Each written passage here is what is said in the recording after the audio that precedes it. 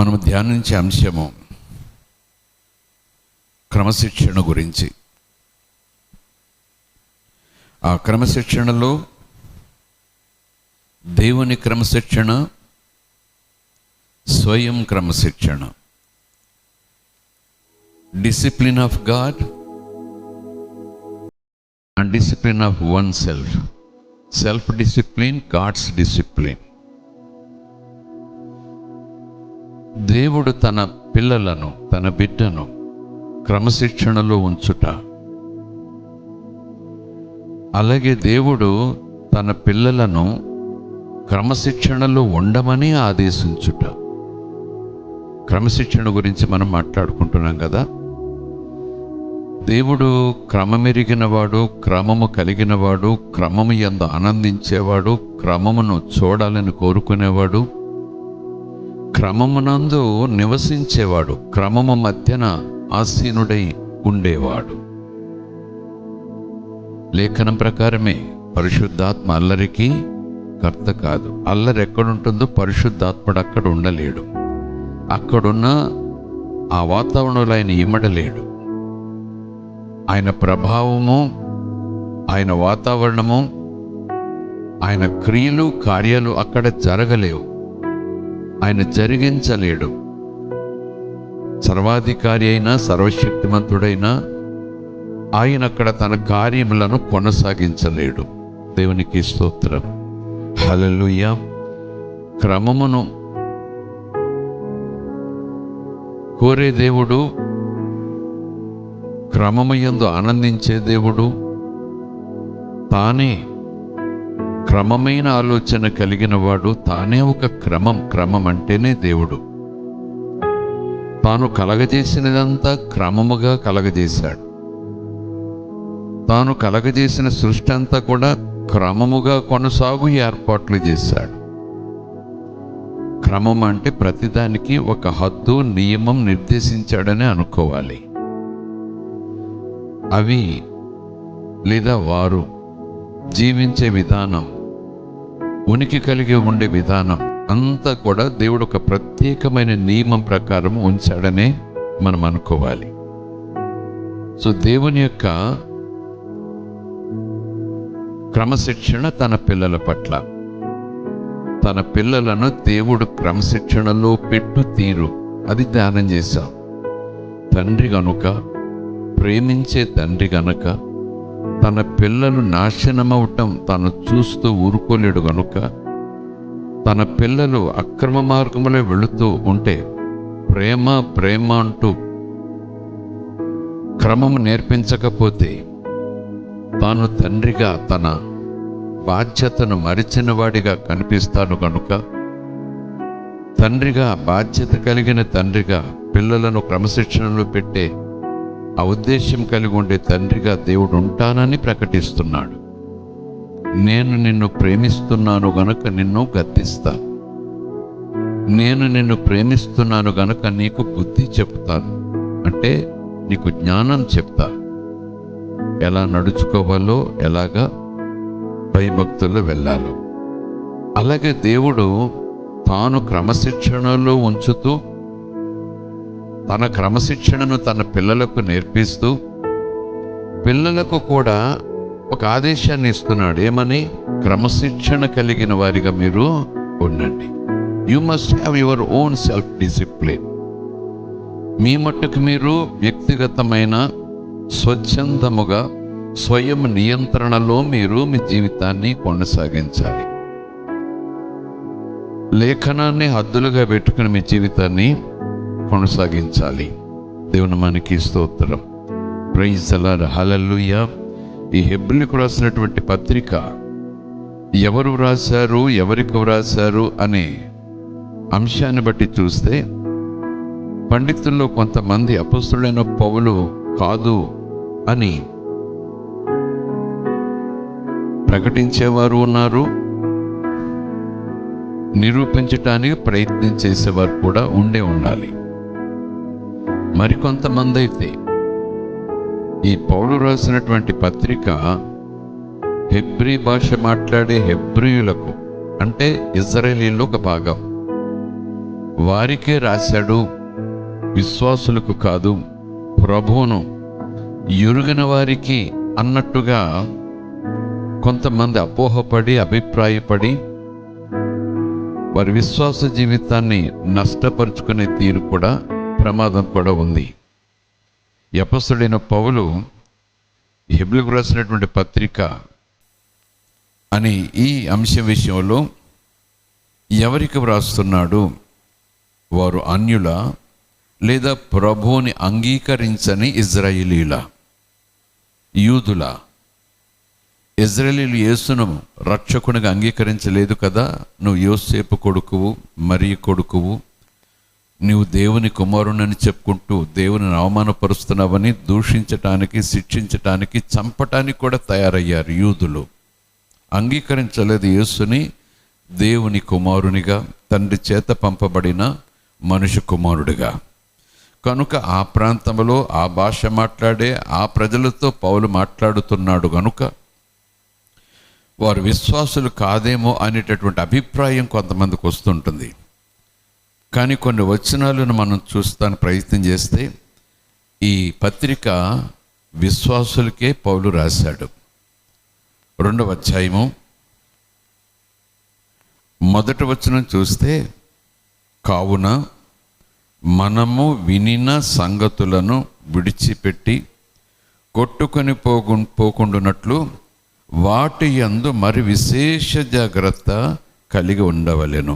మనము అనే మాట, మనము అంటే అపోస్తలుడైన పౌలు తనతో పాటు ఎవరికైతే ఉత్తరం రాస్తున్నాడో వారిని కూడా కలుపుకుంటున్నాడు. మనము అంటే రక్షణ పొందిన వారం. దేవునికి స్తోత్రం. ప్రభునందు విశ్వాసము ఉంచిన వారం. అది మనం చదువుకొని వచ్చిన భాగం. ఇంత గొప్ప రక్షణను మనము నిర్లక్ష్యం చేసిన ఎడల,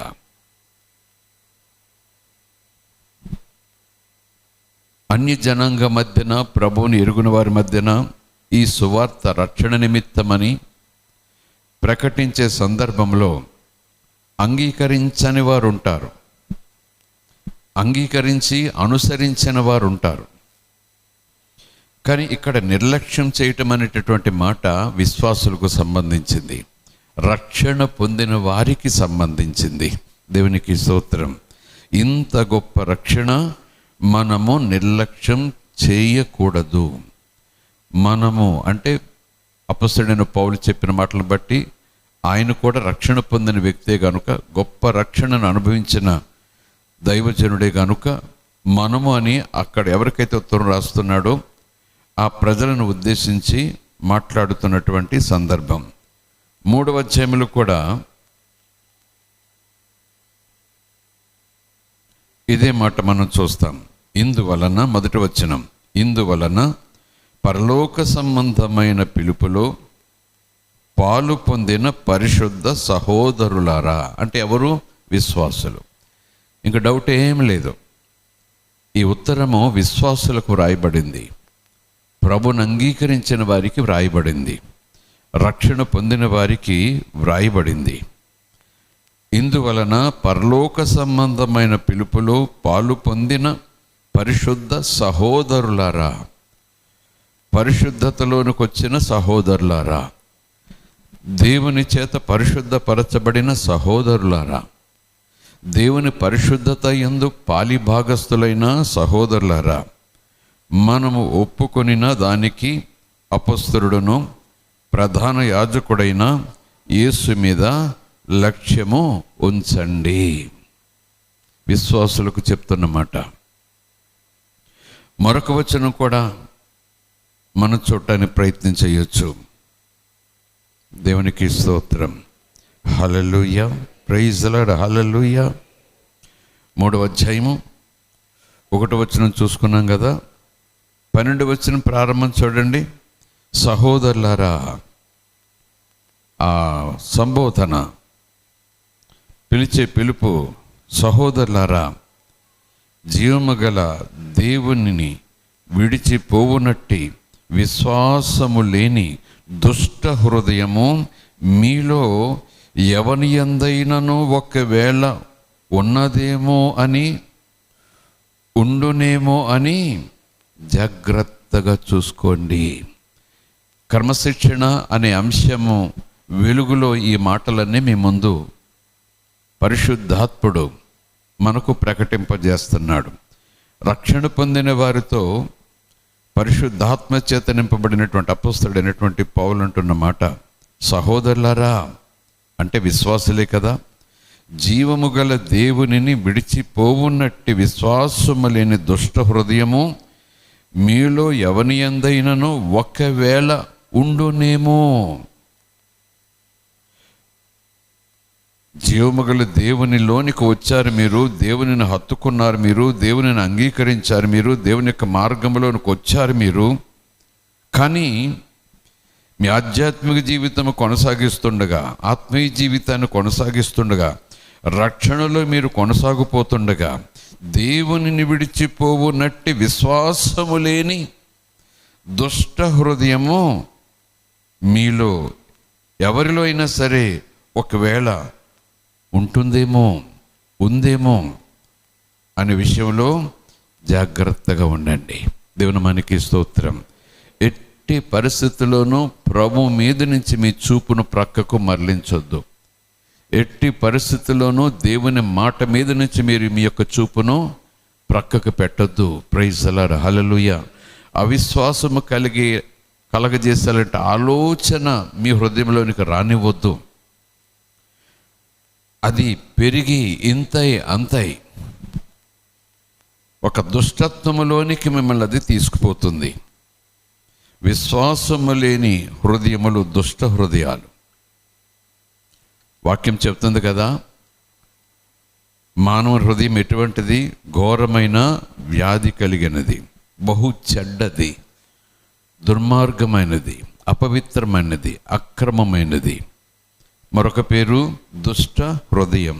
దుష్ట తలంపులు, దుష్టుని తలంపులు, దుష్టత్వములోనికి తలంపులు, దుష్టత్వమును చేయించే తలంపులు పుట్టే చోటు హృదయం.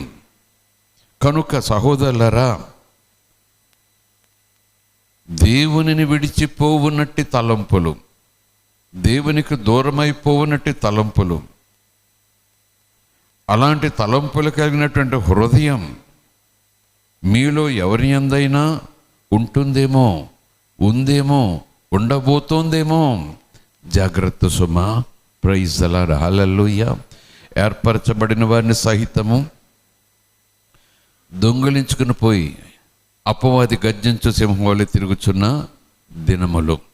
అందుకే అపోస్తలుడైన పౌలు తిమోతితో ఆ ఉత్తరంలో అంటాడు, నా విశ్వాసమును కాపాడుకొంటిని. క్రైస్తవ జీవితానికి క్రమశిక్షణ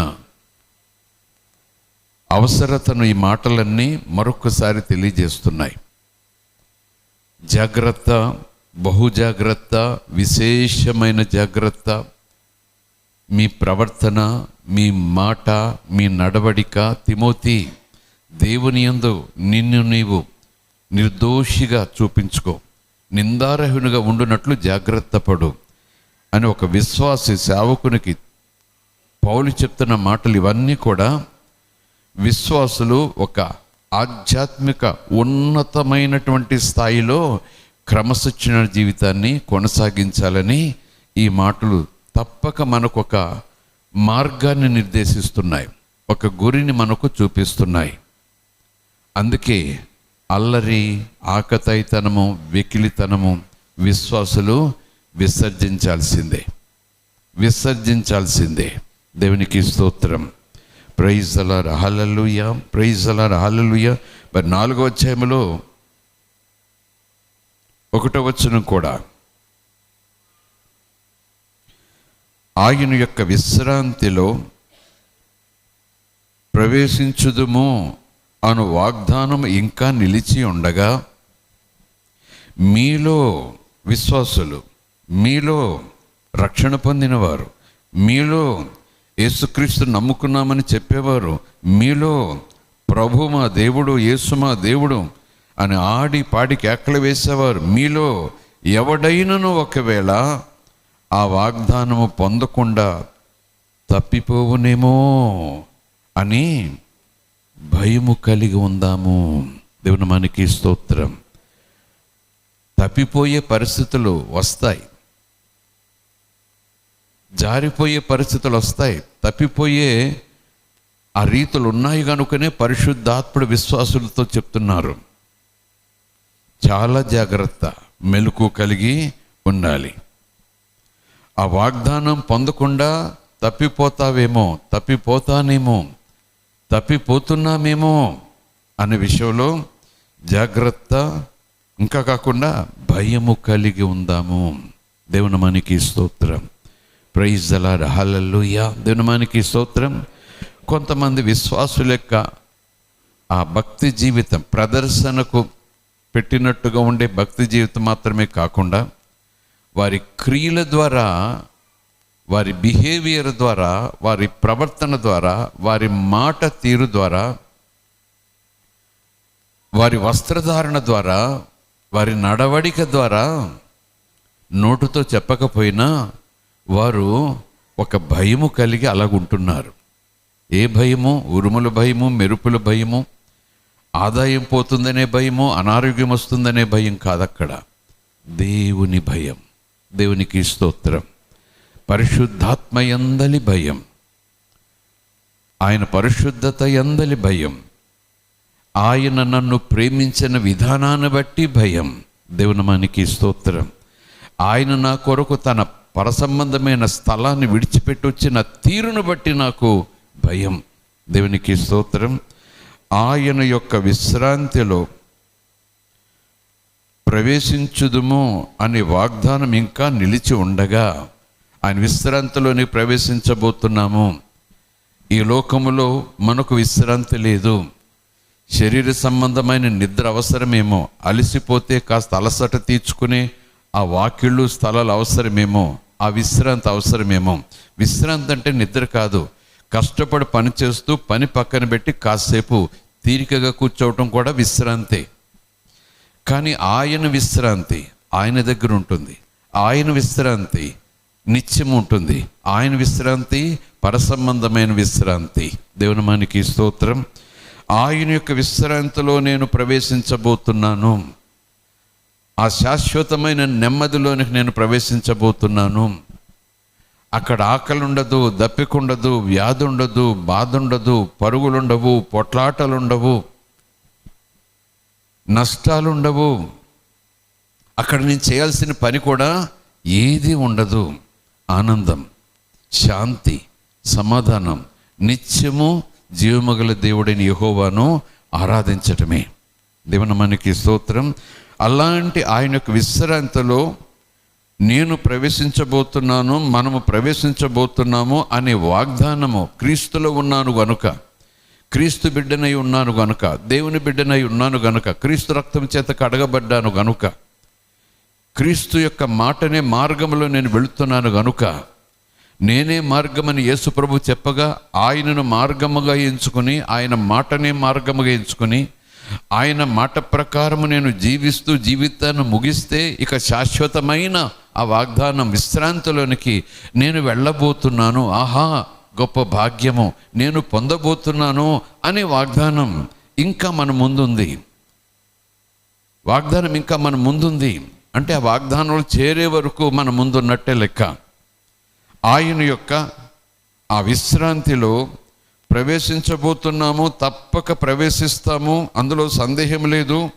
అది ఆయన వాగ్దానము అనేటటువంటి మాటను బట్టి ఆ వాగ్దానం ఇంకా మన ముందు నిలిచి ఉండగా, మనం ఇంకా నమ్ముకుని ఉండగా, నమ్మకంలో మనం నిలిచి ఉండగా, ఒకవేళ మీలో ఈ జీవితాన్ని కొనసాగించే సందర్భంలో, ఈ జీవితం ముగిసే సమయం వరకు మీరు చేసే ఆధ్యాత్మిక యాత్ర విషయంలో మీలో ఒకవేళ ఎవడైనను ఆ వాగ్దానం పొందకుండా, ఆ వాగ్దానంలోనికి రాకుండా, ఆ వాగ్దానాన్ని నష్టపోయేలాగున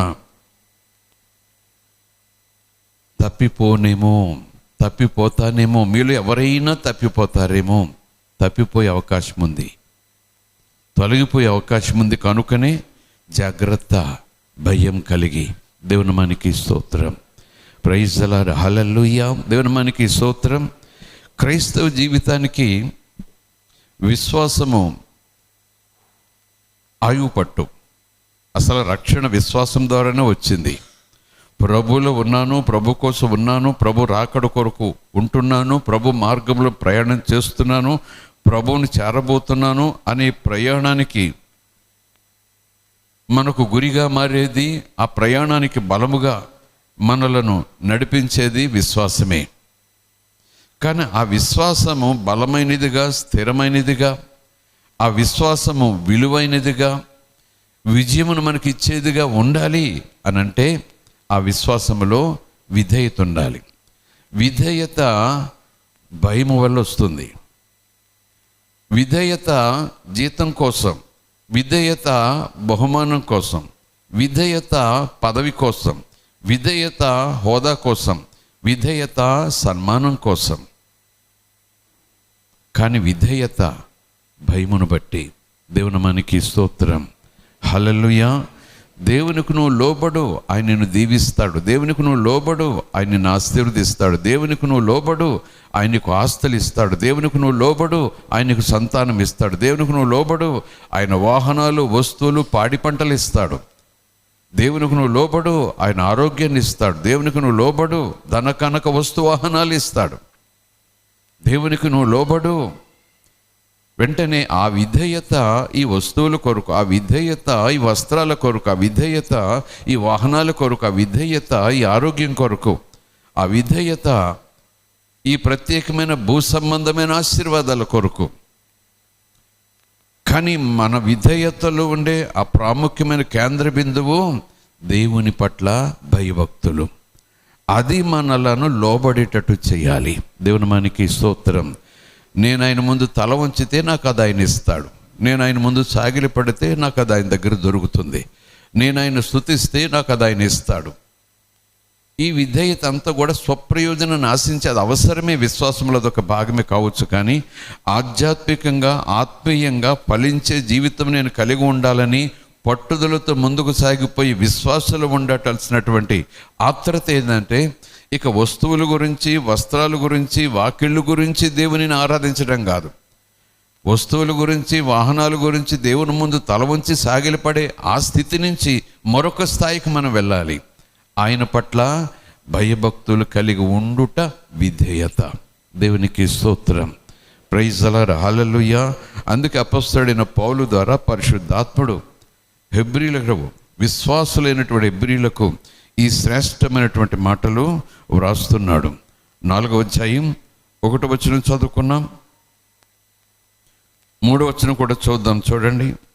కాగా జగత్ పునాది వేయబడినప్పుడే ఆయన కార్యములన్నీ సంపూర్తి అయి ఉన్నను, ఈ విశ్రాంతిని గూర్చి నేను కోపముతో ప్రమాణము చేసినట్లు వారు నా విశ్రాంతిలో ప్రవేశింపరు అని ఆయన చెప్పిన మాటను అనుసరించి విశ్వాసులమైన మనము ఆ విశ్రాంతిలో ప్రవేశించుచున్నాము.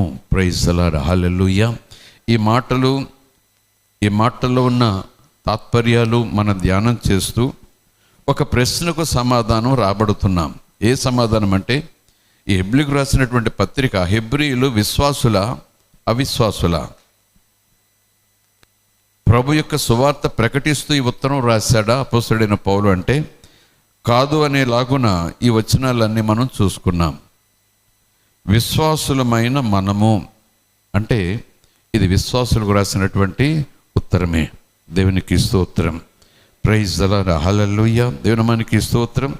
2వ అధ్యాయము 1వ వచనం చూస్తే విశేషమైనటువంటి జాగ్రత్త ఉంది కదా అక్కడ.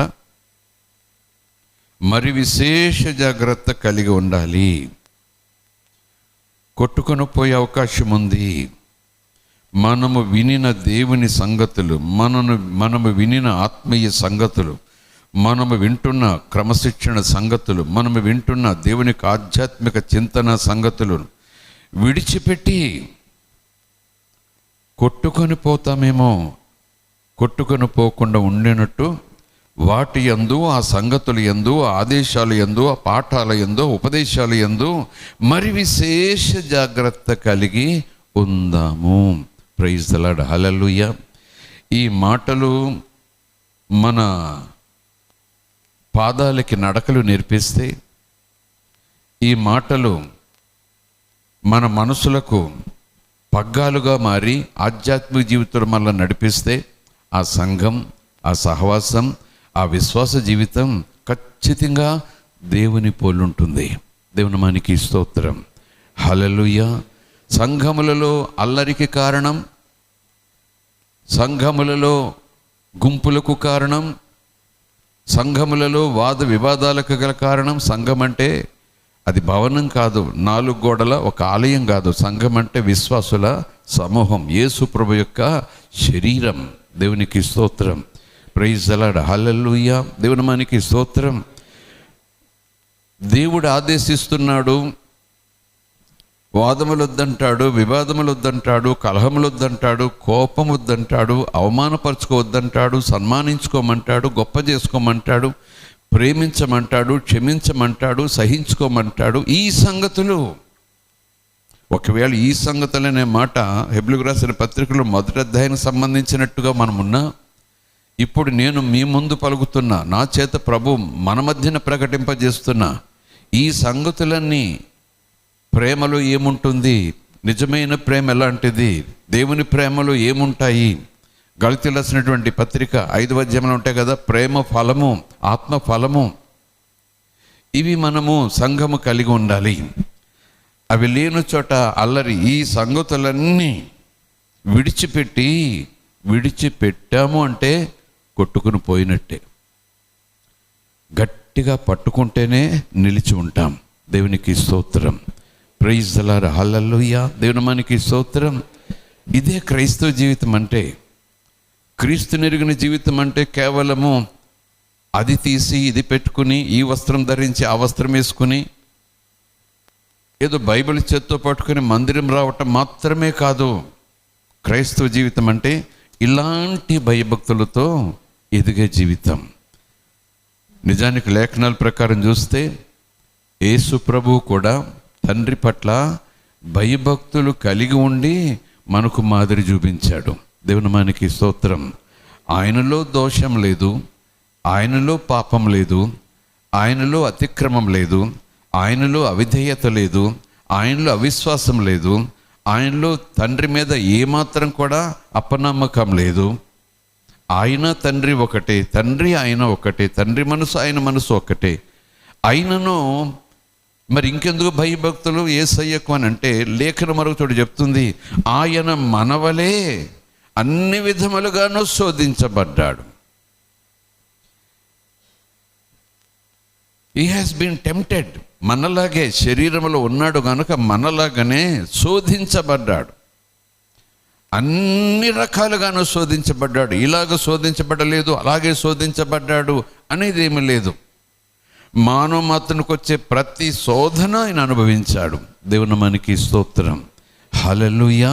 పాపము లేనివాడు పాపము లేనివానిగానే పుట్టాడు. దేవుని కుమారుడిగానే మనుష్య కుమారునిగా పుట్టాడు. మానవ జన్మ ఎత్తాడు కానీ మనిషి బీజం వల్ల పుట్టలేదు, యెహోవా ఆత్మ వలన పుట్టాడు. దేవుని మనకి స్తోత్రం. Praise the lord. హల్లెలూయా. కనుక హెబ్రీయులకు రాసిన పత్రిక 5వ అధ్యాయము 7వ వచనం చూస్తే, శరీరధారి అయిన దినములలో మహారోదనముతోనూ కన్నీళ్లతోనూ తనను మరణము నుండి రక్షింపగలవానికి ప్రార్థనలను యాచనలను సమర్పించి భయభక్తులు కలిగి ఉన్నందున ఆయన అంగీకరించబడ్డాడు. భయభక్తులు కలిగి ఉన్నందున ఆయన అంగీకరించబడ్డాడు. మార్గములోనికి రావటం భయభక్తులకు ప్రారంభం. రక్షణ మార్గములోనికి రావటం భయభక్తులకు ప్రారంభం. ఆ రక్షణలో ఎదగటం, రక్షణలో కొనసాగటం, భయభక్తుల్లో ఎదగటం, భయభక్తులతో కొనసాగటం. చేతులెత్తి స్తోత్రాలు చెబుదాం. హల్లెలూయా, హల్లెలూయా. ఆ భయభక్తులు నేర్పించుట కొరకే, ఆ భయభక్తులు కలగ చెయ్యుట కొరకే, ఆ భయభక్తులు అనే మార్గంలో ప్రజలను విశ్వాసులు నడిపించుట కొరకే యేసయ్య ఉపదేశాలు, పరిశుద్ధాత్మ ఉపదేశాలు. అదే మాట యేసయ్య చెప్పినట్టుగా మనం చూసుకున్నాం కదా, మీరు సర్వలోకానికి వెళ్ళి సువార్త ప్రకటించండి. అపోస్తలులకు శిష్యులకు ప్రభు చెప్పిన మాట. నమ్మి ఎవరైతే బాప్తిజం పొందటానికి ఇష్టపడతారో వారికి తండ్రి యొక్కయు కుమారుని యొక్కయు పరిశుద్ధాత్మ యొక్కయు నామములో బాప్తిస్మం ఇవ్వండి. తర్వాత నేను మీకు ఏ ఏ సంగతులైతే ఆదేశించానో, ఆచరించమని చెప్పాను, ఆచారముగా ఆచరించటం కాదు, దేవుని క్రమం ఎరిగి నడుచుకోవటం. దేవుని నామానికి స్తోత్రం. హల్లెలూయా. ఏ ఏ సంగతులైతే మీకు ఆదేశం చేశానో, ఆజ్ఞాపించానో, ఉపదేశం చేశానో, నేర్పించానో అవన్నీ కూడా ఆ రక్షణ పొందిన వారికి మీరు అనుసరించే నిమిత్తం వారికి కూడా మీరు బోధించండి. వారు కూడా అనుసరించాలి, వారు కూడా దానిని ఆచరించాలి, ఆ ఉపదేశాలను పాటించాలి అని దాని వెనుకున్న ఆ అర్థం, పరమార్థం, ఆ మాట. ఈరోజు మన సబ్జెక్ట్ ఏంటంటే వారు భయభక్తులు కలిగి ఉండునట్లు వారు అనుసరించాలి.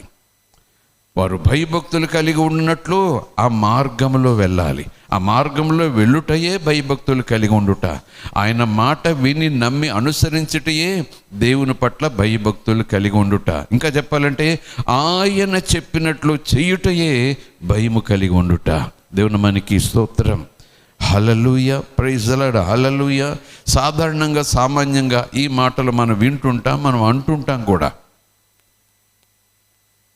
అమ్మ మాట పిల్లలు లెక్క చేయకపోతే, తండ్రి మాట పిల్లవాడు లెక్క చేయకపోతే, ఆ తండ్రి తనైనా పిల్లవాడితో ఆ మాట అంటాడు, లేదా తండ్రి మాట లెక్క చేయని పిల్లవాడిని చూసి తల్లో లేకపోతే తండ్రి తాతో ఈ మాట అంటాడు. అస్సలు నాన్న మాట నీకు లెక్కలేదురా అంటూనే ప్రక్కన ఇంకొక మాట అంటాడు, నాన్నంటే నీకు భయం లేదు. అది మాట. ఎప్పుడో మాట అంటాడు, నాన్నంటే నీకు భయం లేదు, అమ్మంటే నీకు భయం లేదని. ఏ మాట? వాళ్ళు ఏమైనా ఆకారాల్లో భయంకరంగా ఉన్నారా? వాళ్ళ మాటల్లో ఏమైనా భయంకరంగా ఉన్నారా? వాళ్ళ క్రియల్లో ఏమైనా భయంకరంగా ఉన్నారా? వాళ్ళు ఏమైనా భయంకరమైన కార్యాలు చేస్తున్నారా? కాదు కదా. తల్లి తండ్రికి ఇచ్చేటటువంటి గౌరవం, తల్లిదండ్రులకు ఇచ్చేటటువంటి మర్యాద, తల్లిదండ్రులకు ఇచ్చేటువంటి పూజ్య భావం, ఆ మాట లెక్క చేయని తీరు లేఖనం ప్రకారం చూసినా, సామాన్యంగా సాధారణంగా లోకరీతిగా మనం అనుకునే మాటల ప్రకారం చూసినా అస్సలు అమ్మంటే నీకు భయం లేదు, నాన్నంటే భయం లేదు. క్లాసులో అల్లరి చేసేటటువంటి పిల్లోడిని బట్టి అంటారు, టీచర్ అంటే నీకు భయం లేదు. అవును కదా. మాటకు లోబడటం, ఆ మాట ప్రకారం చేయటమే భయము, భక్తి. దేవుని మనకి స్తోత్రం. ఆయన కుమారుడయుండియు, ఆయన దేవుడయుండియు, దేవునితో ఉండియు, దేవునిగా ఉండియు, దేవునిగా ఉండట గొప్ప భాగ్యమని తలంచక దాసుని స్వరూపము ధరించుకొని తండ్రి చిత్తానుసారంగా నడిచే ఆ తీర్మానంతో, ఆ నడిచే విధి విధానాల్లో ఎప్పుడూ లోబడి ఉన్నాడు. నా తండ్రి చిత్తం చేయటమే నా బాధ్యత. దేవుని మనకి స్తోత్రం. హల్లెలూయా, ప్రైజ్ ది లార్డ్, హల్లెలూయా. ప్రభు మాదిరి అంటే చాలా దూరం పోతాం, కానీ ఇలాంటి విషయాల్లోనే ప్రభు మాదిరి చూపిస్తాడు. నా తండ్రి పట్ల నేను భయభక్తులు కలిగి ఉన్నాను. నేనేదో ఆకతాయి పనులు చేస్తానని కాదు, నా శరీరంలో ఏదో పాపం ఉందని కాదు. లేఖనం ప్రకారం చూస్తే ఆయనను అపవాది శోధిస్తూ ఉంటే కేవలం అరణ్యంలో మాత్రమే కాదు, లేఖనం ప్రకారం చూస్తే ఆయన అనేక సందర్భాల్లో అనేక విధములుగా, అనేక రకములుగా, నానా విధములుగా మనలాగే శోధించబడ్డాడు. శోధన కనుక మనకు శోధనలో సహాయము చేయువాడై ఉన్నాడు. ఆ బాధ ఏంటో, ఆ బలహీనత ఏంటో, ఆ జారిపోవటం ఏంటో, ఆ కలవరపట్టం ఏంటో, కంగారు పట్టం ఏంటో అన్నీ ఆయనకు తెలుసు కనుక మనకు సహాయం చేసే స్థితిలో ఉన్నాడు ఆయన. దేవుని మనకి స్తోత్రం. Praise the lord, hallelujah, praise the lord, hallelujah. So క్రమశిక్షణ అనే దానికి మరొక పర్యాయ పదం భయభక్తులు కలిగి ఉండుట. క్రమశిక్షణతో జీవించుట అనే దానికి మరొక పర్యాయ పదం భయభక్తులు కలిగి ఆధ్యాత్మిక జీవితాన్ని కొనసాగించుట. ఒకవేళ నిజముగా ఆ తాత్పర్యాన్ని ప్రతి విశ్వాసి అంతరాత్మయందు ముద్రించుకొని పరిశుద్ధాత్మ మనస్సాక్షితో కలిసి సాక్ష్యం ఇస్తుండగా అదే రీతిలో ముందుకు సాగితే సంఘం, అదే రీతిలో విశ్వాసులు ముందుకు సాగితే 100% ప్రభు ఈ మాట అని ఉండడు. ప్రభు ఆ మాట అనటానికి కూడా అవసరం లేదు, అవకాశం లేదు. ఏ మాట అది? మీ వల్లే కదా నా నామానికి అవమానం వస్తూ ఉంది. మీ వల్లే కదా నా నామానికి అవమానం వస్తూ ఉంది. ఎవరి వల్ల? హేరోదు లాంటి అన్యజనుల వల్ల, ఫరో లాంటి విగ్రహారాధికుల వల్ల. మీ వల్ల అంటే ఎవరి వల్ల? లోకం వల్ల కాదు. ఎవరి వల్ల? ప్రభుని అంగీకరించి, ప్రభును హత్తుకొని, ప్రభు చేయి పట్టుకొని, ప్రభు మార్గంలోకి వచ్చి ప్రభు కోసం బ్రతకాలి, బ్రతుకుతున్నాము అనే సాక్ష్య జీవితం కలిగి సాక్ష్య జీవితంతో ముందుకు సాగుతున్న మీరు, మీ భయభక్తులు లేని జీవిత విధానం వల్ల, క్రమశిక్షణ లేని ఆ జీవిత విధానం వల్ల మీ వల్లే నా నామానికి అవమానం వస్తూ ఉంది. దేవుని నామానికి స్తోత్రం. Praise the lord. హల్లెలూయా. దేవుని నామానికి స్తోత్రం. కనుక దేవునికి డిసిప్లిన్ విషయంలో ఎంత ప్రాముఖ్యత, దేవుడు ఎందుకు డిసిప్లిన్కి అంత ప్రయారిటీ ఇస్తున్నాడో తెలిసిపోతూ ఉంది. దేవుడు తన పిల్లలను, తాను ప్రేమించే పిల్లలను, తాను ఎక్కువగా ప్రేమించే పిల్లలను తన మహిమలో ఎవరికైతే పాలు ఇవ్వబోతున్నాడో, తన మహిమలో ఎవరికైతే చోటు ఇవ్వబోతున్నాడో, తన మహిమలోనికి బిడ్డలనైతే స్వీకరించబోతున్నాడు, ఎవరైతే తన మహిమలోనికి వచ్చి తనతో పాటు ఆనందాన్ని అనుభవించబోతున్నారో వారిని దేవుడు అంటున్నాడు, తప్పక గద్దిస్తాను నేను, తప్పక బుద్ధి చెప్తాను నేను, తప్పక క్రమశిక్షణలు పెడతాను నేను. అంతేకాదు ఆ దేవుడే అంటున్నాడు, ఆ దేవుడే ఆదేశిస్తున్నాడు, క్రమశిక్షణ కలిగి ఉండండి. దేవుని నామానికి స్తోత్రం. బోధల యొక్క అవసరం అదే, ఉపదేశాల యొక్క అవసరం అదే. మర్మాలు తెలుసుకోవటం అనుకుంటారు చాలామంది. బోధ అంటే మర్మాలు తెలుసుకోవటం. అమ్మో ఈ సంగతి నాకు తెలియదు, ఈ సంగతి నాకు తెలియదు, ఎన్ని మర్మాలు చెప్పారు ఈయన, ఎన్ని మర్మాలు చెప్పారో ఆయన, ఆహా ఎంత గొప్ప మర్మం.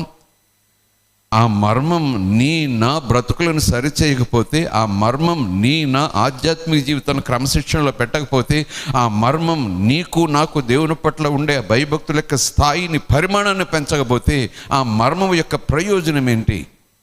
ఆ మర్మం యొక్క లాభం ఏంటి నాకు? ఆ మర్మం యొక్క ఆ విధానాలు ఎందుకు నాకు? Praise the lord. హల్లెలూయా. దేవుని నామానికి స్తోత్రం. దేవుని మాట ఎప్పుడూ ఒక ప్రయోజనాన్ని కలగజేస్తుంది. దేవుని ఆదేశం ఎప్పుడు కూడా మనకు ఒక లాభాన్ని, ఒక క్షేమాన్ని, ఒక గురిలోకి నడిపిస్తుంది. కనుక మర్మములు తెలుసుకోవటం తప్పని నేను అనను, అలాగని మర్మములు చెప్పకూడదని బోధకులకు నేను ఆజ్ఞాపించను. అవసరం. లేఖనాల్లో ఉన్నటువంటి ఆ లోతైన సత్యాలను విడదీసి చెప్పటమే మర్మాన్ని బయటకు తీసి చెప్పటం. అపొస్తలుడైనటువంటి పేతురు యేసు ప్రభుతో చెప్పిన మాట మనం విన్నాం కదా.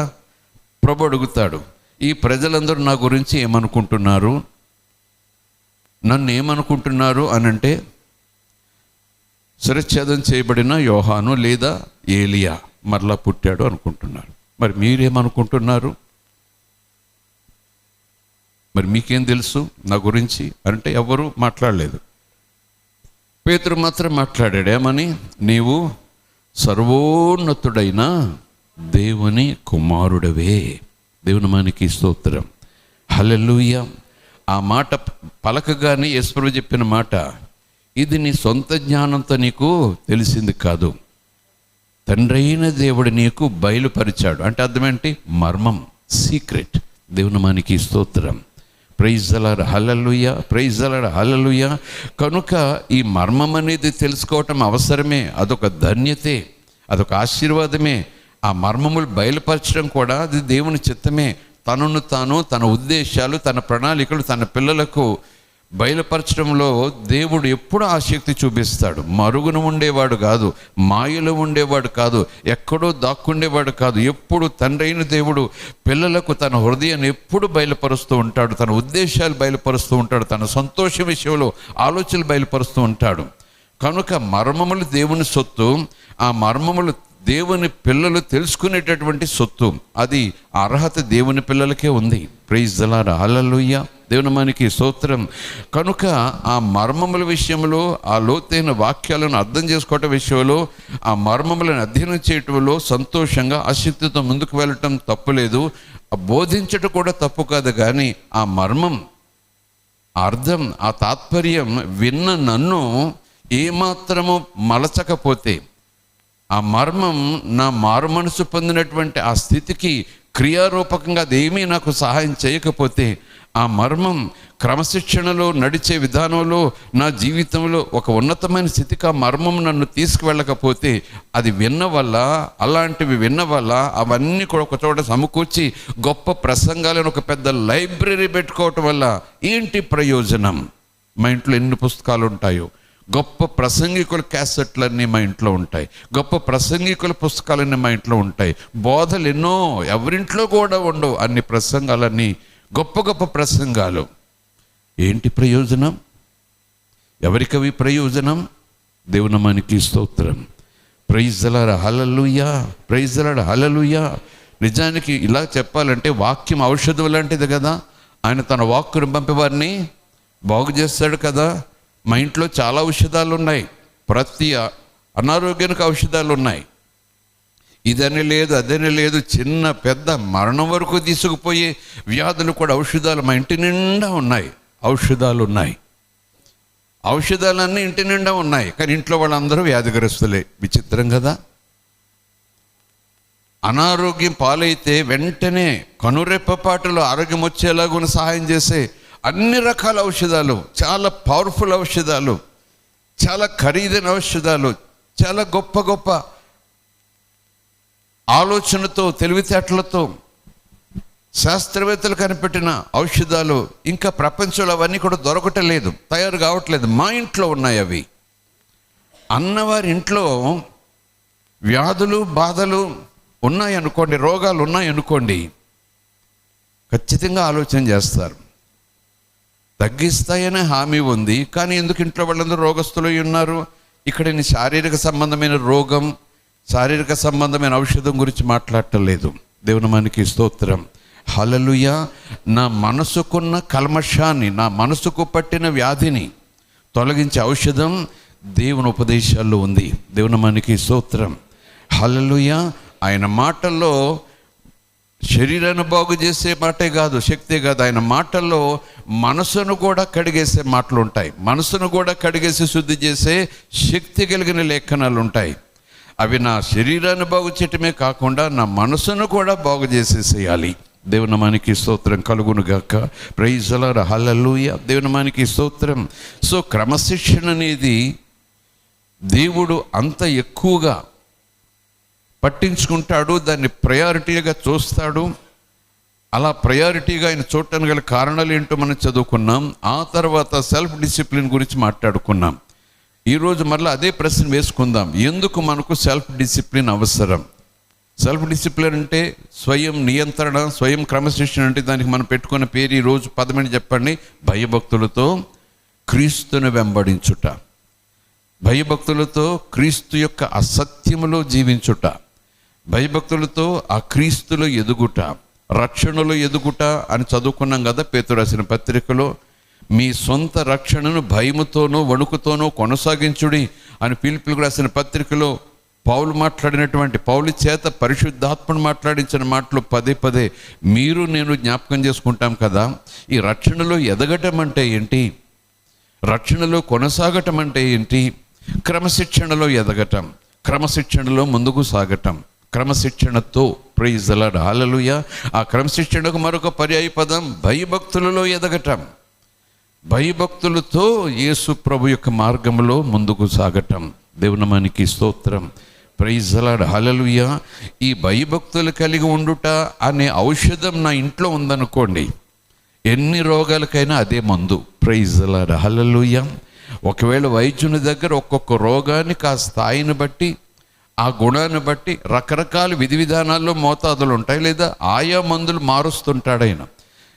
ఎన్నెన్ని రోగాలున్నా, అన్ని రకాల మందులున్నా దేవునిలో బలంగా స్థిరంగా ఆయన వాగ్దానం చేసిన విశ్రాంతిలోనికి నన్ను చేర్చేటటువంటి ఆ విధి విధానాలకు ఒకే ఒక ఔషధం, ఆయన పట్ల భయభక్తులు, ఆయన విషయంలో క్రమశిక్షణ కలిగి ఉండుట పరమౌషధం.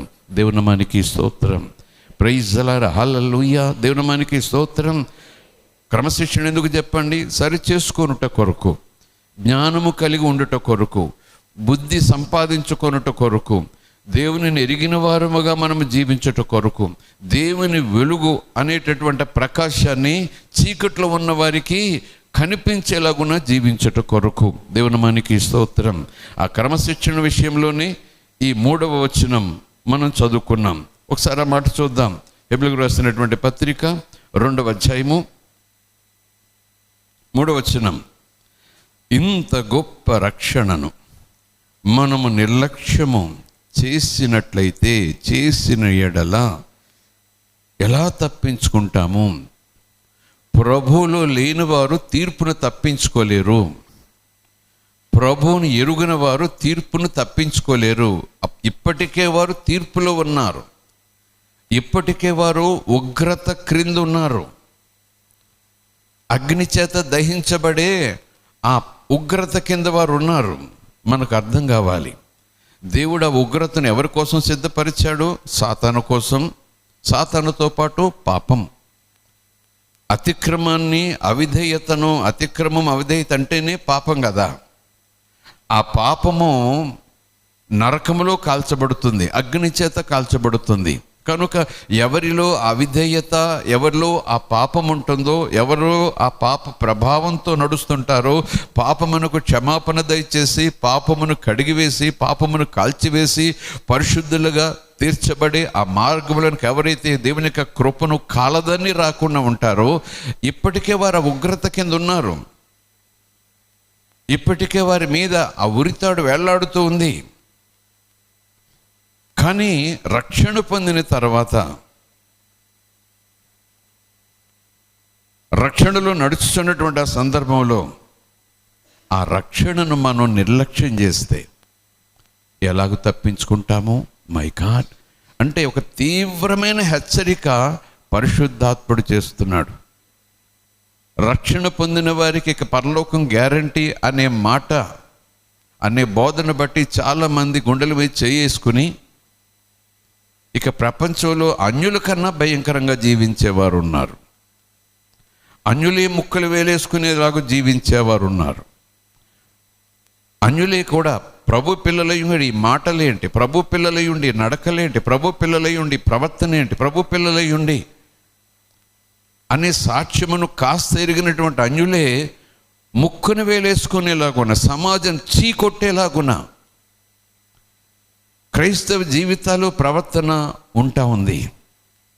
రక్షణ పొందని వారే సిగ్గుపడేలాగున, వారే ద్వేషించేలాగున, వారే అసహించుకునేలాగున క్రైస్తవ జీవితాలు ఉంటున్నాయంటే ఏమనుకోవాలో పరిశుద్ధాత్ముడు అంటున్నాడు. వారు పొందిన రక్షణను వారు నిర్లక్ష్యం చేస్తున్నారు. వారు పొందిన దేవుని కృప ద్వారా వచ్చిన రక్షణను వారు అవిధేయత ప్రవర్తన ద్వారా నిర్లక్ష్యం చేస్తున్నారు. అంగీకరించకపోవటం మొదటి స్టేజ్. అది అన్యులు అంగీకరించట్లేదు సువార్త. రెండవది అంగీకరిస్తున్నారు, విశ్వసిస్తున్నారు. మూడవది విశ్వసించి నిర్లక్ష్యం చేస్తున్నారు. ఇంకోలా చెప్పాలంటే అంగీకరించి అనుసరించటలో నిర్లక్ష్యం చేస్తున్నారు. నమ్మిన వారు ఏం చేయాలట? నమ్మి మారుమనసు పొంది, అంటే నమ్మి బాప్తిస్మము పొందాలి. మారు మనసు పొంది పాప క్షమాపణ నిమిత్తం మీరు బాప్తిస్మము పొందాలి. యేసు ప్రభు కూడా చెప్పారు కదా మార్కు సువార్తలో, నమ్మి బాప్తిస్మము పొందినవాడు రక్షింపబడతాడు. దేవుని మనకి స్తోత్రం. Praise the lord. హల్లెలూయా. నమ్ముతున్నారు, మందిరాలకు వస్తారు, బైబిల్ పట్టుకొస్తారు, వాక్యం చదువుతారు, హల్లెలూయా స్తోత్రాలు చెప్తారు, దేవుడు గొప్పవాడు అంటారు, పాటలు పాడతారు. అలా దేవుని గురించి తెలుసుకుని ఆ తెలుసుకున్న వారు నడిచే విధానంలోనే ఉంటారు. కానీ అనుసరించట్లో మాత్రము దూరంగా ఉంటారు. ఎన్నెన్ని అభ్యంతరాలు. వాళ్ళు కూడా ఈ రక్షణను నిర్లక్ష్యం చేస్తున్నవారే. సంఘానికి రావటం వాళ్ళను రక్షించలేదు, బైబిల్ చేత్తో పట్టుకోవటం వాళ్ళని రక్షించలేదు, యేసు ప్రభువానికి స్తోత్రమని పాటలు పాడటం వాళ్ళని రక్షించలేదు. నమ్మి బాప్తిస్మము పొందువాడు రక్షింపబడును. దేవునామానికి స్తోత్రం. Praise the lord. హల్లెలూయా. అక్కడ పేతురు అంటున్నాడు, అన్యజనుల మనసులో నొచ్చుకుని అయ్యలారా ఇప్పుడు మేమేం చేయాలని కడమ అపోస్తలుని అడిగారు. ఇప్పుడు మేమేం చేయాలి? ఈ పాపం మమ్మల్ని వేధిస్తూ ఉంది, ఆ క్షమాపణ కావాలి, ఆ రక్షణ కావాలి, నరకం నుంచి తప్పించుకునే అవకాశం దేవుడు మాకు ఇస్తున్నాడు, మేమేం చేయాలి? మారు మనసు పొందారు కదా, నమ్మి పాప క్షమాపణ నిమిత్తము మీరు బాప్తిస్మం పొందండి, అప్పుడు మీకు పరిశుద్ధాత్మ అనే వరమును పొందుకుంటారు. చెరసాలలో ఉన్నటువంటి పౌలు శీలలు దేవుడు అద్భుతం చేసిన తర్వాత చెరసాల అధికారి తనను తాను చంపుకోవడానికి ప్రయత్నం చేస్తే ఆ స్థితి నుంచి అతన్ని తప్పించి, అయ్యలారా నాకు ఈ రక్షణ కావాలి, అయ్యలారా నేను రక్షింపబడాలంటే నేనేం చేయాలి అని ఖైదీలైనటువంటి పౌలు శీలలను చెరసాల అధికారి అడిగినప్పుడు, నువ్వు మారు మనసు పొంది బాప్తిస్మము పొందు, రక్షింపబడతావు. ఆ రోజే ఆ రాత్రే ఆ చెరసాలాధిపతి కుటుంబ సభ్యులందరూ కూడా బాప్తిజం పొందారట. దేవునామానికి స్తోత్రం. అప్పటికప్పుడు ఆ సమయంలోనే దేవునామానికి స్తోత్రం. ప్రైజ్ ది లార్డ్, హల్లెలూయా. సౌలు భయంకరంగా క్రైస్తవులను వేధిస్తూ ధర్మశాస్త్రాన్ని తన ఊపిరిగా పెట్టుకుని యెహోవాయే దేవుడిని ప్రకటిస్తూ క్రీస్తును ఎరిగిన వారిని, క్రీస్తు రక్షకుడిని, దేవుని కుమారుడని, సాక్షాత్తు దేవుడని ప్రకటించేవారిని, ఆ ప్రకటన విని రక్షణ పొందుతున్న విశ్వాసులందరినీ భయంకరంగా హింసిస్తున్న దినాలవి. ఇక హింస అంటే మామూలు కాదు, రాళ్లతో చచ్చే వరకు దగ్గరుండి కొట్టి చంపిస్తున్నాడు. అందులో స్టెఫెను ఒకడు. అలాగ వెళ్ళిపోతున్నటువంటి సౌలును దేవుడు దర్శించాడు, క్రీస్తు దర్శించాడు. ఎందుకు నీవు నన్ను హింసిస్తున్నావు అన్నాడు. ప్రభా నువ్వెవరు అని సౌలు అడిగాడు. నీవు హింసించుచున్న యేసునన్నాడు. ఆ తర్వాత నన్ను ఏం చేయమంటావు యేసు అని అడిగితే, నీవు వెళ్ళు, నువ్వేం చేయాలో నీ దగ్గరకు ఒక వ్యక్తి వచ్చి చెబుతాడు అన్నారు. ఆ లేఖనాలన్నీ వివరంగా లేకపోయినా వెంటనే సౌలు ఒక చర్మకారు ఇంటి దగ్గరికి వెళ్ళి ప్రార్థన చేస్తూ ఉండిపోయాడు. దేవునామానికి స్తోత్రం. అప్పుడు అననీయతో దేవుడు మాట్లాడుతున్నాడు. అననీయ ఇంట్లో అనుకుందాం. అననీయ, నువ్వు వెళ్ళి తార్సువాని యొక్క సౌలు ఇలాగ ప్రార్థన చేస్తున్నాడు, అతను నేను ఎన్నుకున్నాను, అన్ని జనుల మధ్యన అపోస్తలుడుగా ఉంటాడు, నా చేతిలో బలమైన పాత్రగా వాడబడతాడు, అతడు నా సొత్తు, నువ్వు వెళ్ళు బాప్తిస్మం పొందమని చెప్పు, అతని మీద చేతులెయ్యి, అతని నేత్రాలు కనపట్టలేదు, అతనికి స్వస్థత వస్తుందన్నాడు. చెప్పగానే అననీయ ముందు వెంటనే ప్రభుతో ఈ మాట అన్నాడు, అయ్యో నీ సంఘాన్ని హింసించినవాడు, నీ విశ్వాసాన్ని హింసించినవాడు, రాచరంపాన్ని పెట్టి చంపేసినవాడు, కసాయి కఠినుడు అని అనుకుంటుంటే, లేదు అతడు నా బిడ్డ కాబోతున్నాడు, అతనిని నేను ఎన్నుకున్నాను. ప్రైజ్ ది లార్డ్, హల్లెలూయా. ఉన్నపాటు అననీయ సౌలు అనబడే పౌలు దగ్గరికి వచ్చేసాడు, లేదా పౌలు అనబడే సౌలు దగ్గరికి వచ్చేసాడు. అననీయ అంటున్నాడు, సౌలా ఎందుకు ఇంకా ఆలస్యం చేస్తావు? లేఖనాల్లో ఉంది, అపొస్తలుల కార్యాల్లో. సౌలా ఎందుకు ఇంకా నువ్వు ఆలస్యం చేస్తావు? లేచి ప్రార్థన చేసుకుని బాప్తిస్మము పొంది నీ పాపాలు కడిగేసుకో. దేవునికి స్తోత్రం. ఇలాగ అననీయ అదకొచ్చి చెప్పాడు అని పౌలు కూడా సాక్ష్యం చెప్తాడు ఆ ముందు వచనాల్లో. లేచి ఆలస్యం చేయకుండా దేవునికి ప్రార్థన చేసుకుని, అంటే నీ పాపాలు ఒప్పుకొని యేసుక్రీస్తు ప్రభువు నువ్వు నోటితో పలుకుతూ, ప్రార్థన అంటే అదే, నువ్వు నాకు కావాలి, నీ మార్గం నాకు కావాలి, నన్ను నీ బిడ్డగా చేసుకో అన్నటువంటి రీతిలో ప్రార్థన చేసుకుని బాప్తిస్మము పొంది నీ పాపములు కడిగి వేసుకో అననీయ చెప్పాడు. అననీయతో పరిశుద్ధాత్ముడు చెప్పాడు ఇలా చెప్పమని. దేవునామానికి స్తోత్రం. కనుక చాలామంది ఈ రక్షణ సువార్త వింటున్నారు, తిరస్కరించేవారు ఎలాగూ ఉన్నారు, అంగీకరించిన వారు, తిరస్కరించిన వారు. కానీ కొంతమంది అంగీకరిస్తున్నారు కానీ అనుసరించట్లో వాళ్ళు ఆలస్యం చేస్తున్నారు. అది నిర్లక్ష్యానికి గుర్తు. దేవునికి స్తోత్రం. హల్లెలూయా, ప్రైజ్ ది లార్డ్, హల్లెలూయా. నిర్లక్ష్యం అంటే అదే.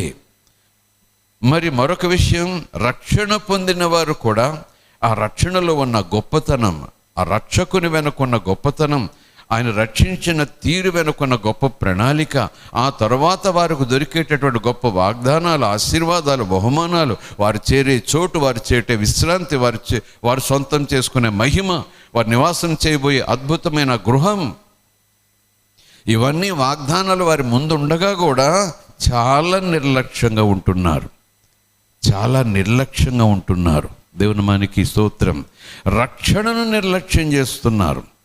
అంగీకరించారు కానీ అనుసరించటంలో ఏమాత్రం పట్టుదల లేదు, అనుసరించట్లో ఏమాత్రము కూడా ఆకలి లేదు, అనుసరించట్లో ఏమాత్రం కూడా భయము, భక్తి, మరొక మాటలో చెప్పాలంటే క్రమశిక్షణే లేదు. దేవుని మనకి స్తోత్రం. ఈ మధ్యాహ్నం నాతో మీతో ప్రభు ప్రేమతో మాట్లాడుతున్నాడు, కోపంతో కాదు సుమా. ఆయన మన జీవితంలో ఒక శ్రేష్టమైన వెలుగును నింపాడ. వెలుగు ప్రకాశముగా బయటకు వచ్చి మనలను వెలిగించడమే కాకుండా ఆ వెలుగు అనేక మందికి కనపడేలాగున రాబో దినాల్లో మనలను బహుశా జ్యోతులుగా ప్రకాశింప చేయబోతున్నాడు. దేవుని మనకి స్తోత్రం. Praise the lord. హల్లెలూయా. ఎవరైనా మహా సంతోషంతో మనకు కనపడితే ఏంటి నీ ముఖం వెలిగిపోతూ ఉంది అంటాం కదా. ఎవరైనా మంచి జిగేలమైన డ్రెస్ వేసుకొచ్చారనుకోండి, ఏంటి ఈరోజు వెలిగిపోతున్నావు నువ్వు అంటాం కదా. సంతోషంగా ముఖం పెట్టుకుని చలాకుగా తిరుగుతుంటే అది కాదు వెలుగు. లేదా శ్రేష్టమైనటువంటి విలువైనటువంటి మైమరిపించే మెరుపు లాంటి వస్త్రాలు వేసుకుంటే ఏంటి మెరిసిపోతున్నావు, ఏంటి వెలిగిపోతున్నావు ఈరోజు, ఆ వెలుగు కాదు ఇది. నా క్రియలనే వెలుగు. పక్కన చెప్పాలంటే నా క్రమశిక్షణనే వెలుగు. ఇంకా చెప్పాలంటే దేవుని పట్ల నేను కలిగి ఉన్న భయభక్తులనే వెలుగు. దేవుని మనకి స్తోత్రం. Praise the lord. హల్లెలూయా. సత్క్రియ అంటే ఏదో దానం చేయటం, ధర్మం చేయటం, కానుక ఇవ్వటం, వస్త్రాలు ఇవ్వటం, భోజనం పెట్టడం, నిద్రొస్తుంటే ఇలా రా పడుకో నా భుజాల మీద ఆనుకోవటం, అవన్నీ దానానికి సంబంధించి, ధర్మానికి సంబంధించే ఉంటాయి. కానీ కేవలం అవి కాదు, భయముతో కూడిన, అంటే ఆయన మార్గంలోనికి వచ్చి ఆయన మార్గంలో నడిచే ఉద్దేశాన్ని ప్రకటించి, ఆ ఉద్దేశాన్ని ప్రకటించిన తర్వాత క్రియారూపకంగా ఆ నెమ్మదితో శ్రేష్టమైన నమ్మికకు సంబంధించి నీళ్లలో మునిగానో ఆయన మార్గంలో ప్రవేశించడానికి ఇష్టపడ్డానన్నమాట. ఆయన మార్గమే నా మార్గంగా ఎంచుకున్నానన్నమాట. ఆయన మార్గం తప్ప నాకు మరొక మార్గము వద్దు అన్నానన్నమాట. ఆ మార్గంలో నేను నడిచేలాగున దేవుడు నన్ను ఆదేశిస్తున్నాడు. ఒకవేళ నేను తప్పిపోతానేమో, పొరబడతానేమో, నాకు తెలియకుండానే కుడి ఎడమలకు పోతానేమో, ఎవరు నాకు నేర్పిస్తారు, ఎవరు నాకు చెప్తారు? రోమిలకు రాసిన పత్రికలో చూసినా, మరొక గ్రంథంలో చూసినా ఎవరికి తోచిన త్రోవల్లో వాళ్ళు పోయారు. అలాగే రక్షణ పొందిన తర్వాత కూడా ఎవరికి వారే ఇదే రక్షణ, ఇదే క్రమము, ఇదే క్రమశిక్షణ, ఇదే బోధ అనుకుంటూ ఎవరికి తోచిన మార్గంలో వాళ్ళు పోయే అవకాశం ఉంది కదా. అది క్రీస్తు మార్గం కాకపోవచ్చు కదా. కనుక నేను నీ మార్గంలోకి వచ్చిన తర్వాత నీ మార్గంలో నడిచే ఆశ నాకు ఉన్నది కనుక ఆ మార్గంలో నేను నడిచిపోతున్నాననే దానికి నాకెవరు సాక్ష్యం? నేను మార్గం తప్పిపోలేదు అని నాకు చెప్పడానికి ఎవరున్నారు? నేను మార్గం తప్పిపోయాను అని చెప్పడానికి ఎవరున్నారు? ఆయన వాక్యం. దేవుని మనకి స్తోత్రం. ఆది యందు వాక్యం ఉండెను, వాక్యం దేవుని యొద్ద ఉండెను, వాక్యమే దేవుడై ఉండెను. దేవుని మనకి స్తోత్రం కలుగునుగాక. Praise the lord. హల్లెలూయా. 3 పదాలుగా ప్రారంభంలో చెప్పాను కదా. ఏ రక్షణది? గొప్ప రక్షణ. రెండో మాట నిర్లక్ష్యం. మూడో మాట తప్పించుకోవటం. ఏదో ప్రమాదం అన్నమాట, ఏదో దుర్గత అన్నమాట, అపాయం అన్నమాట. తప్పించుకోవటం అంటే శిక్ష నుంచి తప్పించుకోవటం అంటే ఏదో మహా అపాయం ఉంది. గొప్ప రక్షణ ఎలాగో గొప్ప అపాయం కూడా అలాగే ఉంది. ఎందుకు ఇది గొప్ప రక్షణ అయింది? ఈరోజు ఒక మాటలో చెప్పాలంటే గొప్ప అపాయం నుంచి మనం బయటపడ్డాం. దేవుని మనకి స్తోత్రం. ఎందుకది గొప్ప శ్రేష్టమైన రక్షణ అయింది? భయంకరమైనటువంటి ప్రమాదం నుంచి మనము బయటపడ్డాం. మనం బయటపడింది మన జ్ఞానంతో కాదు, మనం బయటపడింది మన బుద్ధితో కాదు, మనం బయటపడింది మన శక్తితో కాదు. ఊబిలో జారుకుపోయి కూరుకుపోయి బయటకు రావాలని అనుకుంటుండగా, అనుకున్నంతసేపు ఇంకా లోపలికి జారిపోతుండగా ఆ మహాదేవుడు, పాప విమోచకుడు, రక్షకుడు, పాపం లేనివాడు, పరిశుద్ధుడు ఈ నేల మీద అడుగు మోపి నా దగ్గరకు వచ్చి ఊబిలో నుంచి నన్ను లేవనెత్తి స్థిరమైన బండ మీద నన్ను నిలబెట్టాడు. రక్షించబడ్డాను. దేవుని నామానికి స్తోత్రం. రక్షణ పొందుటంటే ఏదో కొత్త మతంలోకి వచ్చినట్టు అనుకుంటున్నారు. విశ్వాసాలు అంటే ఊహతో అలాంటి తాత్పర్యంతో ఉంటే ఈరోజు అందులోంచి బయటకు రావాలి. రక్షణ అంటే ఏదో దీవెనలు మాత్రమే, ఆశీర్వాదాలు మాత్రమే అనుకుంటారు. యేసుప్రభువు నమ్ముకుంటే ఆస్తులు వస్తాయట, భవనాలు వస్తాయట, వాహనాలు వస్తాయట, పిల్లలు పడతారట. యేసుప్రభువు నమ్ముకుంటే వ్యాధులే రావట. యేసుప్రభువు నమ్ముకుంటే ఆనందమే సంతోషమట. యేసుప్రభువు నమ్ముకుంటే కోర్టులో కేసులన్నీ పోతాయంట. యేసుప్రభువు నమ్ముకుంటే అందుకే నమ్ముకున్నాం. అయ్యో, అది మూర్ఖత్వమే, అది తెలియనితనమే. యేసుప్రభువు నమ్ముకోవటం అంటే గొప్ప ప్రమాదము నుంచి నువ్వు బయటపడుతున్నావు. దేవుని నామానికి స్తోత్రం. దారుణమైనటువంటి అపాయము నుంచి నేను దేవుడు బయటకు తీసుకొస్తున్నాడు. మై గాడ్, హల్లెలూయా. దేవుని నామానికి స్తోత్రం. Praise the lord, hallelujah. ఈ క్రమశిక్షణ గురించి ఈ మాటలు ఇంకా దేవుడు ముందుకు తీసుకెళ్తున్నాడు. ఈరోజు హెబ్రీయులకు రాసిన పత్రిక 2వ అధ్యాయంలో 1, 2, 3, 4 వచనాలు మన చేత చదివించిన తర్వాత మీరు తెలుసుకోండి, జ్ఞాపకం ఉంచుకుని అదే మనసులో ఎప్పుడు కూడా మననం చేసుకోండి. మీరు పొందినది గొప్ప రక్షణ. ప్రైజ్ ది లార్డ్, హల్లెలూయా. 2వ వార్నింగ్ అని చెప్పండి, నిర్లక్ష్యంగా ఉండొద్దు, నిర్లక్ష్యం చేయొద్దు. ఇది నిజ దేవుని రక్షణ. యేసుక్రీస్తు పాప క్షమాపణ నిమిత్తం రక్తం కార్చి నిన్ను కడిగి పరిశుద్ధపరిచి దేవుని సన్నిధికి చేర్చుటకు తానే బలైపోయిన గొప్ప రక్షణ. దేవుని నామానికి స్తోత్రం కలుగునుగాక. ప్రైజ్ ది లార్డ్, హల్లెలూయా. దీన్ని నిర్లక్ష్యం చేస్తే తప్పించుకోలేవు. దీన్ని లక్ష్య పెడితే నువ్వు తప్పించుకుంటావు అనే మాట విశ్వాసులతో మాట్లాడుతున్నాడు పరిశుద్ధాత్ముడు. ఇది అన్యులతోనో ప్రభు నిరిగిన వారితోనో మాట్లాడుతున్నాడేమో. మనం ఎప్పుడూ తప్పించబడ్డాం కదని అనుకుంటాం. నిజమే, మనం తప్పించబడ్డాం. కానీ నిర్లక్ష్యము మనలను చాలా దూరం తీసుకుపోతుంది. మన నిర్లక్ష్యము మనలను చాలా తప్పుడు త్రోవలో తీసుకుపోతుంది. ప్రభు ఒప్పించి, ప్రభు ప్రేమించి, కనికరంతో మనం ప్రార్థించినప్పుడు ఆ కనికర సంపన్నుడు చటాలను మనలను ఊబిలో నుంచి లేవనెత్తుతాడు. ప్రైజ్ ది లార్డ్, హల్లెలూయా. ఆ బంధకముల నుంచి మనల్ని విడిపించేస్తాడు. ఆ సాతాను సంఖ్యలను తెగగొట్టి మనలను ఊపిరి తీసుకునేలాగా చేస్తాడు. ఈ ఒక్కరు నశించిపోవటం ఆయనకి ఇష్టం లేదు. దేవుని నామానికి స్తోత్రం. Praise the lord, hallelujah. దేవుని నామానికి స్తోత్రం కలుగునుగాక. ఈ గొప్ప రక్షణ ఎందుకు అయిందంటే కొద్ది మాటలు ఉన్నాయి. నిర్లక్ష్యం చేయటం అంటే కొద్ది మాటలు ఉన్నాయి. తప్పించుకోవటం, ఎలాగో తప్పించుకుంటాము. భయమని కాదక్కడ మెలకువ, అనుమానమని కాదక్కడ విశ్వాసాన్ని బలపరుచుకోవటం. అయ్యో తప్పించుకుంటానో లేదో, తప్పిస్తాడో లేదో భయము కాదు, లేకపోతే అది అవిశ్వాసం కాదు. నిజానికి అది అవిశ్వాసము, భయం అయితే అపొస్తలుడైన పౌలు ఈ మాట ఎందుకు అంటాడు? బోధించుచున్న నేను, ఇంతమందికి బోధ చేసిన నేను భ్రష్టుడనైపోతానేమో అని. ఎప్పుడు భ్రష్టుడు? మనసు భ్రష్టత్వమైనప్పుడు, భ్రష్టత్వపు ఆత్మకు నా మనసు స్వాధీనమైపోయినప్పుడు, భ్రష్టత్వపు ఆత్మ నా మనస్సును స్వాధీనం చేసుకున్నప్పుడు, లేదా భ్రష్టత్వపు ఆత్మ నా శరీరమును స్వాధీనం చేసుకున్నప్పుడు, ఏమో లేఖనంలో అపొస్తలుడైన పౌలు కొరింథీ సంఘానికి స్వచ్ఛమైన విశ్వాసంతో చెబుతున్నాడు ఈ మాట. ఇంతగా బోధిస్తున్న నేను, ఇంతగా ప్రకటిస్తున్న నేను, ఇంతగా ఉపదేశం చేస్తున్న నేను ఒకవేళ భ్రష్టుడనైపోతానేమో. ఇక్కడ కూడా ఉంది అదే మాట. పౌలు రాస్తాడు, ఒక్కవేళ మీలో ఎవరైనా తప్పిపోయేవారు ఉంటారేమో. అలాంటి హృదయం మీలోకి వచ్చేస్తూ ఉందేమో, మీలో ఉందేమో. జాగ్రత్త. దేవుని నామానికి స్తోత్రం. ప్రభువుని విడిచిపోవునట్టి, ప్రభువుకు దూరమైపోవునట్టి, ప్రభువుని ఎరుగనట్టి, లేఖనము తెలియనట్టి రీతిలో నువ్వు జీవించే విధానం ఆ మనసు నీలోకి వచ్చేసిందేమో. జాగ్రత్త. నీ మనసు పదిలంగా ఉంచుకో. దేవుని నామానికి స్తోత్రం. ప్రైజ్ ది లార్డ్, హల్లెలూయా. మంచి కాపరి, ఆత్మలకు కాపరైన ఆ యేసయ్య ఆత్మ పరిశుద్ధుని వాక్యం స్వాధీనంలో నీవు నేను జీవించు కాలం అంతా జాగ్రత్తగా ఉండాల్సిందే. కాపాడేవాడు ఆయనే.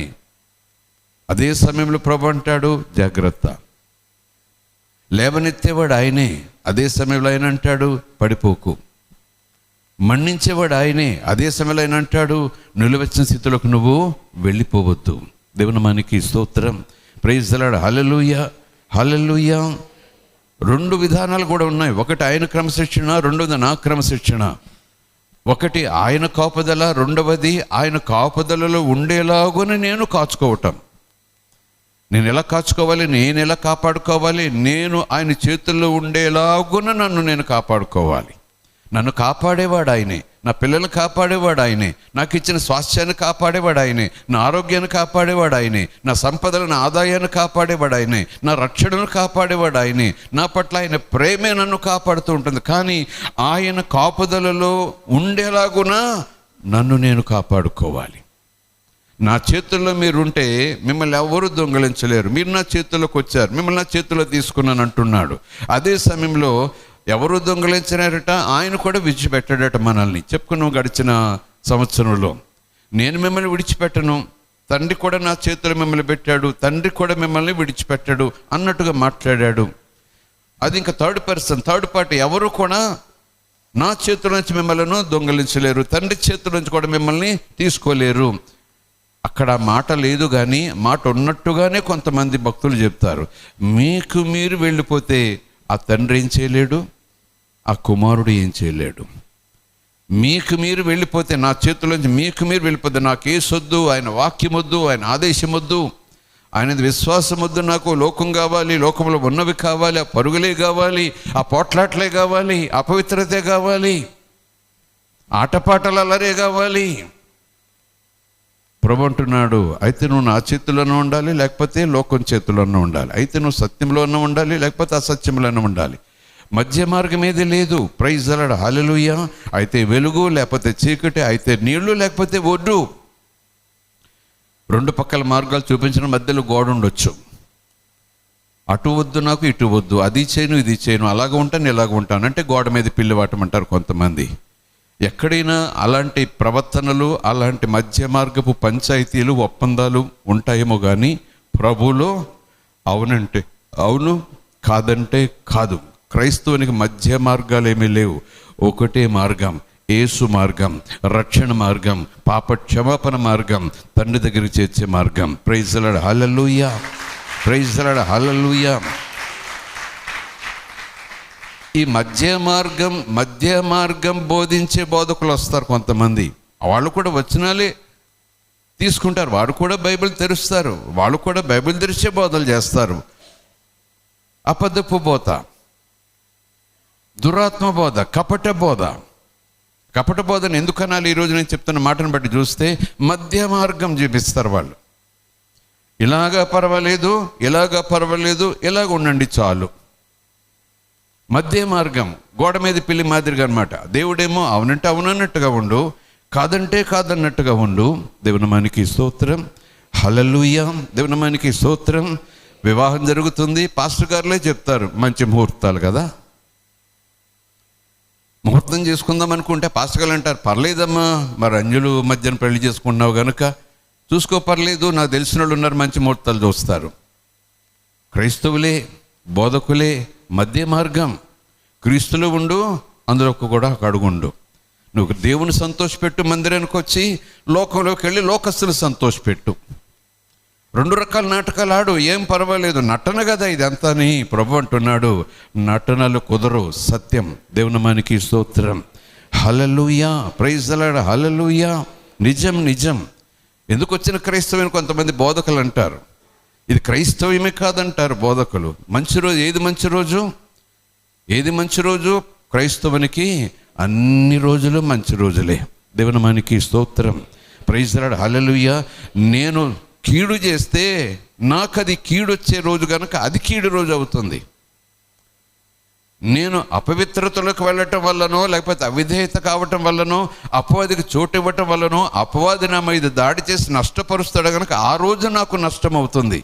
నేను మార్గం తప్పే రోజు నాకు చెడ్డ రోజు. నేను మార్గం తప్పే రోజు నాకు కీడు కలిగే రోజు. ఎందుకంటే దేవుడు కీడు కలగజేయడు, అపవాది కీడు కలగజేస్తాడు. దేవుని మనకి స్తోత్రం కలుగునుగాక, హల్లెలూయా. ప్రైజ్ ది లార్డ్, హల్లెలూయా. ముగిస్తున్నాను, సమయమైంది. కానీ ఎంతమంది నేను చూస్తున్నాను, స్వయంగా చూస్తున్నాను, మీరు కూడా చూస్తూనే ఉంటారు.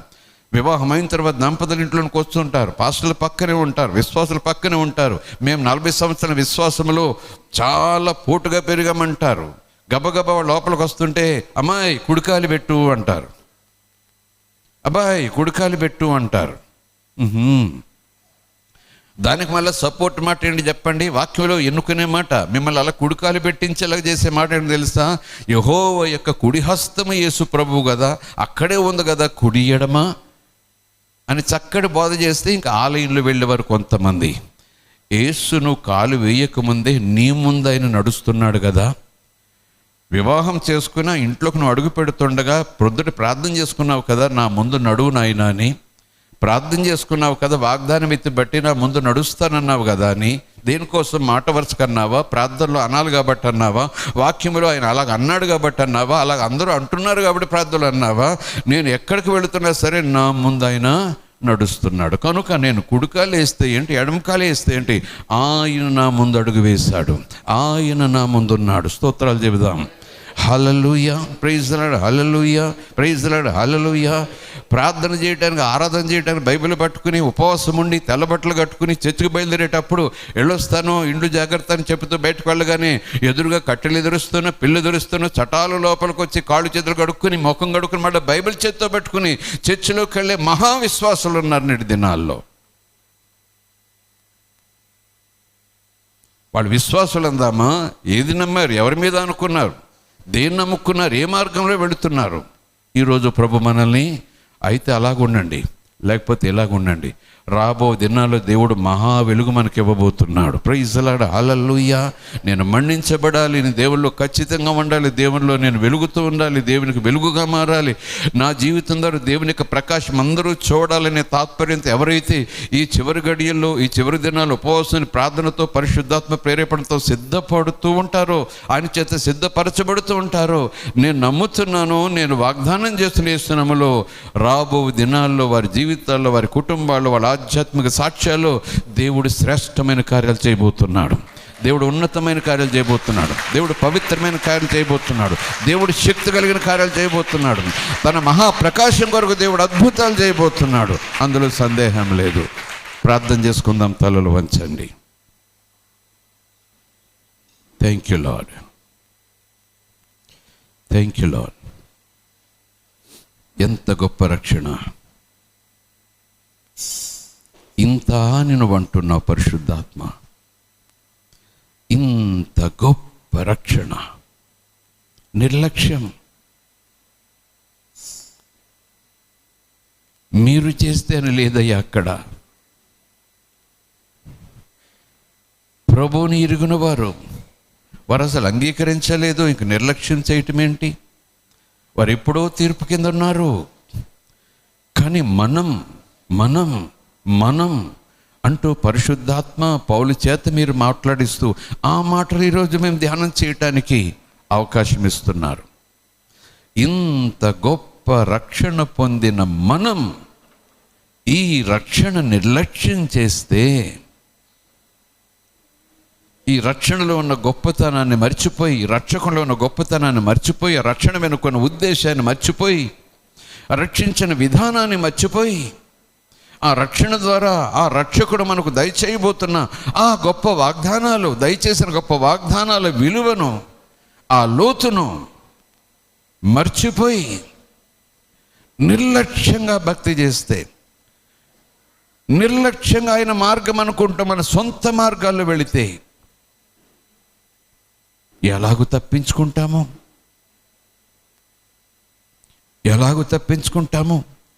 నిర్లక్ష్యం అపాయంలోకి తీసుకెళ్తుంది. అజాగ్రత్త అపాయంలోకి తీసుకెళ్తుంది. నిద్ర అపాయంలోకి తీసుకెళ్తుంది. సోమరితనం, పేదరికం, దరిద్రతలోకి తీసుకెళ్తుంది. ఆత్మీయ సోమరితనం ఆధ్యాత్మిక దరిద్రతను తెచ్చిపెడుతుంది.